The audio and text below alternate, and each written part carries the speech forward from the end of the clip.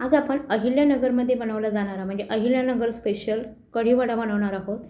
दह्याची छान अशी आंबटसर कढी आणि त्याचबरोबर खमंग झणझणीत असा बटाटे वडा। या दोन्हीचं जे कॉम्बिनेशन आहे ना ते अतिशय सुंदर आहे। खूप भन्नाट लागतं, खूप सुंदर लागतं। गरमागरम कढी आणि चमचमीत असा गरमागरम बटाटे वडा या पावसाळ्यामध्ये बनवली जाणारी अतिशय सुंदर रेसिपी आहे। नमस्कार, मी ज्योती, आपलं ज्योती पटेकर किचनमध्ये अगदी मनापासून स्वागत करीत आहे। तर कढी वडा बनवण्यासाठी अगोदर कढीचं जे वाटण आहे ना ते बनवूया। त्यासाठी मी घेतलेले आहे तिथे 3 हिरव्या मिरच्या। आता त्यानंतर घेतलेलं आहे अर्धा इंच आलं आणि त्यामध्ये मी घातलेलं आहे 7-8 पाकळ्या लसणीच्या आणि 1 चमचा जिरे। तर हे वाटण आपल्याला पाणी न घालता वाटायचं आहे, फक्त फिरवून घ्यायचं आहे, जास्त काही बारीक वगैरे वाटायचं नाही।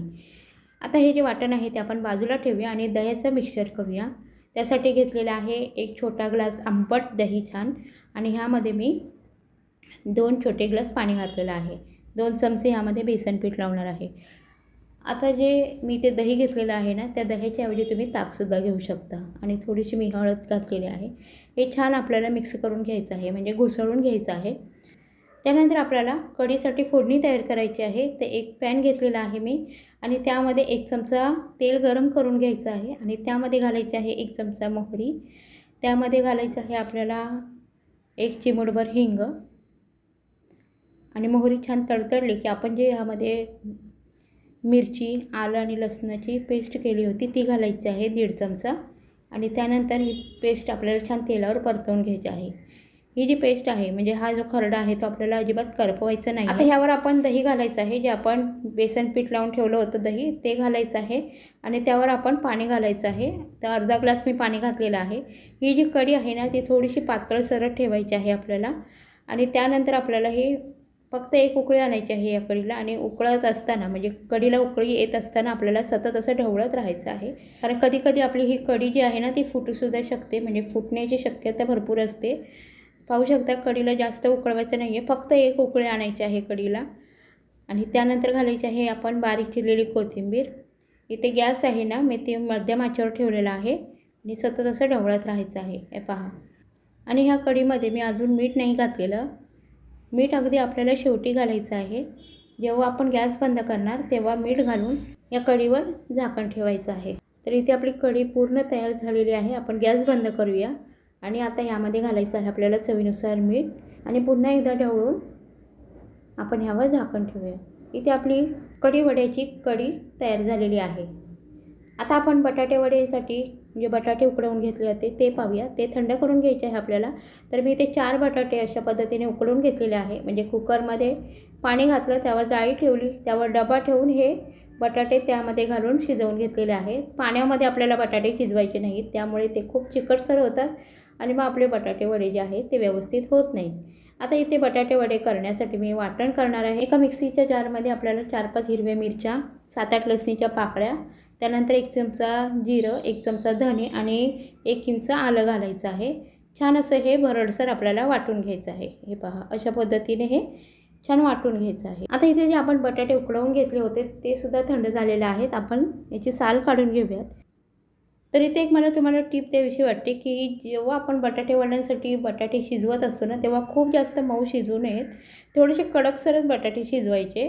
कारण जर आपण खूप बटाटे शिजवले अगदी जर गाळ केले ना मग ह्याचा खूप असा लगदा होतो आणि मग जेव्हा आपण बटाटे वडे करायला जातो तेव्हा हे तेलामध्ये विरघळू शकतात। त्यामुळे बटाट्यामध्ये थोडंसं असं कडकपणा राहू द्यायचा। हे बटाटे मी थोडेसे कुस्करून घेते।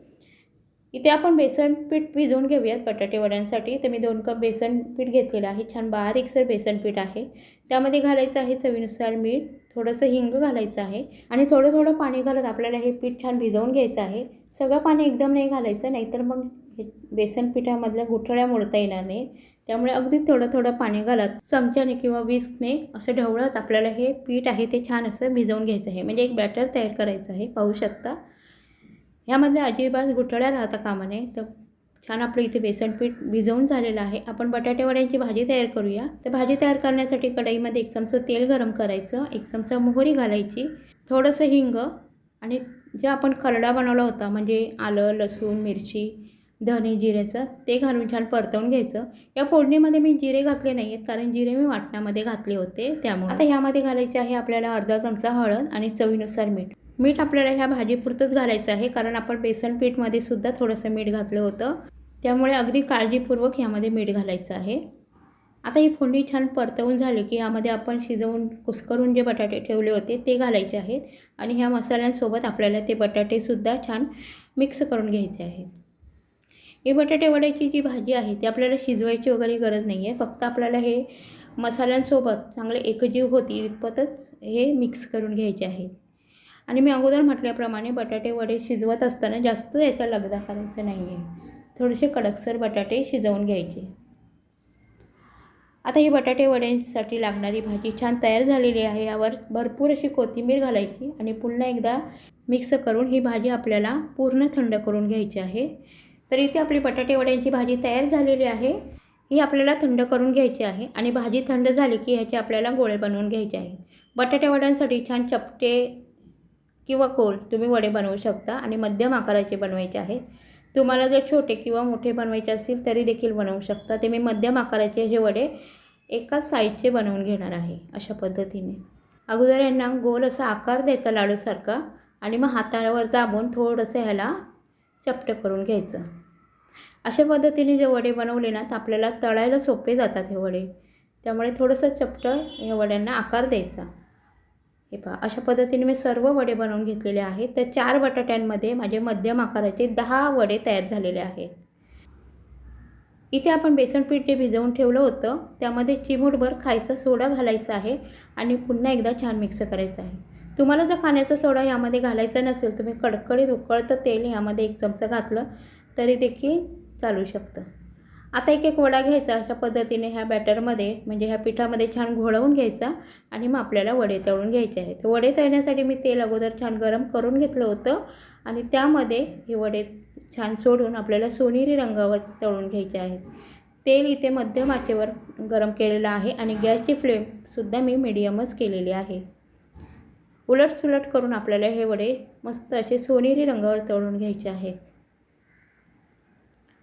अशा पद्धतीने हे वडे आपले छान तयार होतात. अगदी छान खमंग खुसखुशीत तयार होतात हे वडे, जास्त वेळ लागतसुद्धा नाही यांना. तर अशा पद्धतीने आपण सर्व वडे तळून घेऊयात आणि मग टिश्यूवर एका काढून घेऊयात.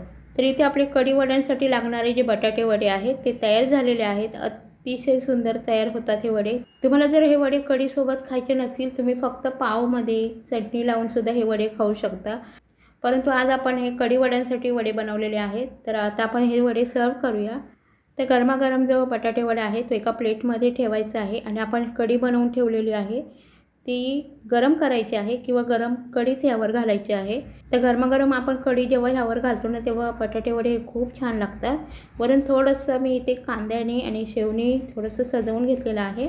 खूप छान टेस्ट होतात हे वडे. एकदा नक्की बनवून पहा आणि मला कमेंटमध्ये नक्की कळवा. आजची ही रेसिपी जर तुम्हाला आवडली असेल तर रेसिपीला लाईक करा, शेअर करा आणि चॅनलवर नवीन असाल तर चॅनलला सबस्क्राईब करायला विसरू नका. धन्यवाद.